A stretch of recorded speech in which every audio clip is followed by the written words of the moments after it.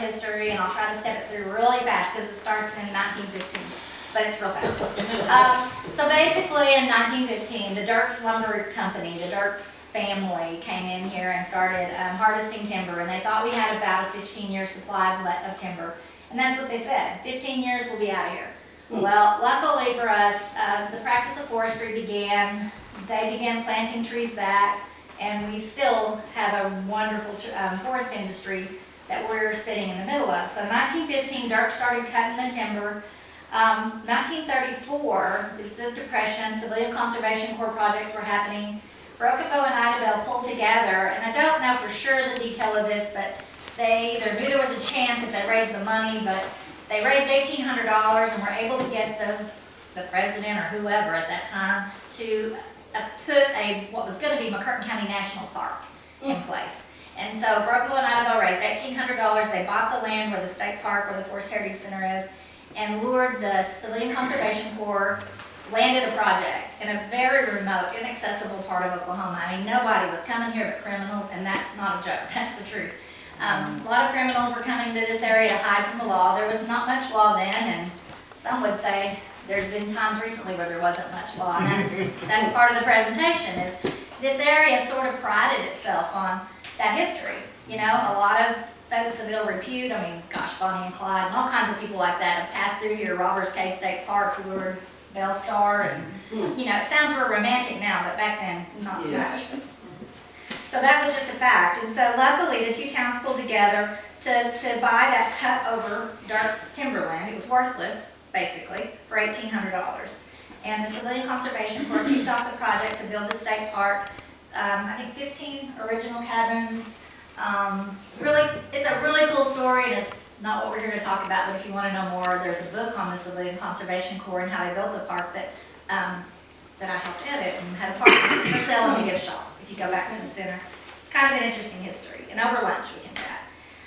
So Beaver's Bend was a rural, impoverished, inaccessible area, no highways to come in, gravel roads, a little sleepy, pretty place. Jump forward, 1969, the decision to dam the Mountain Fork River and create Broken Bow Lake. So the Hochatown, the community of Hochatown, we were going to come have lunch, Girls Gone Wine, sat in the bottom of the lake, what's now the bottom of the lake, sat along the river that ran through that valley.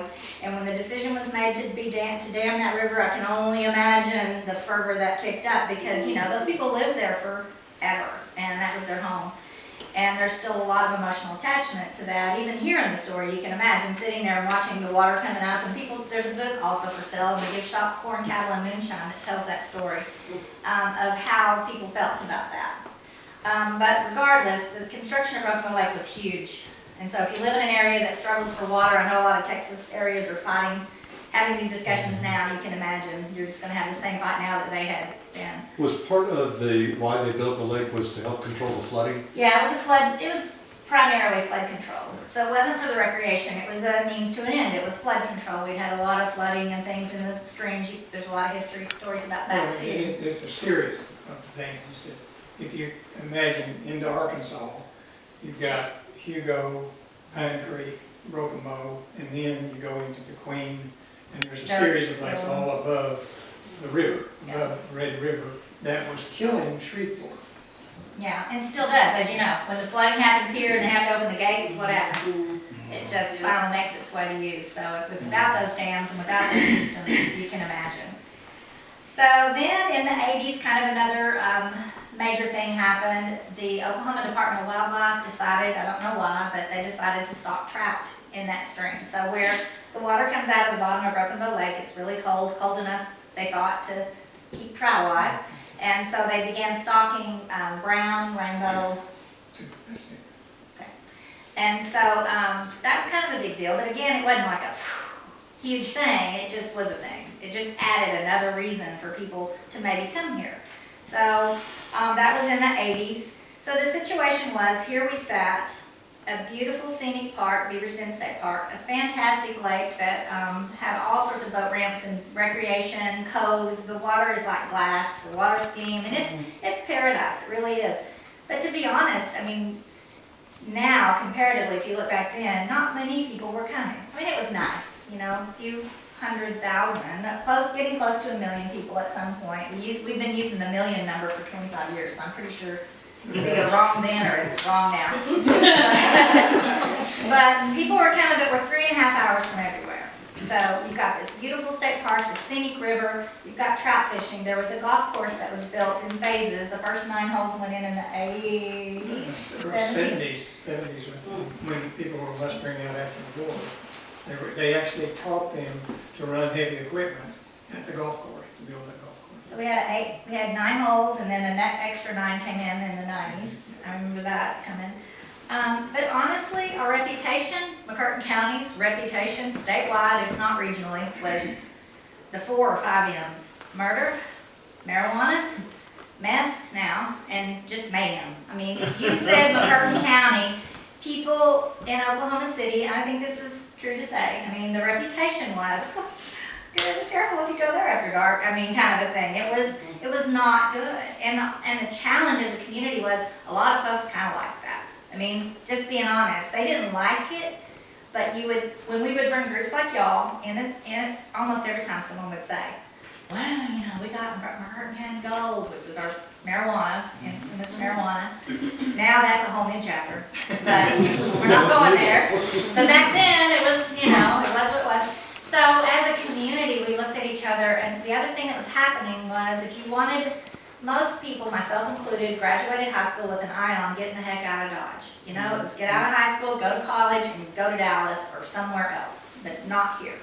There was not much to do. There were your typical boutiques, hair salon, grocery store jobs, you know, professional things, lawyers, doctors, all that stuff. The big jobs were warehouser, that ended up buying out the Dirks company in the late 60s. So getting a job, landing a job at warehouser was a big deal. Being a school teacher, typical community stuff. And then the chicken plant, which is still a big part of our, you know, that's what we had, that was it. And so as a group, we began to talk about what are we going to do? How can we create something to keep people here? How can we create opportunity to keep our young people and our talent here? And after I've told you about the 4 or 5 M's, the murder, the meth, the mayhem, our acronym for our group is kind of stupid. It was Broken Bow, Get United Now. BB gun.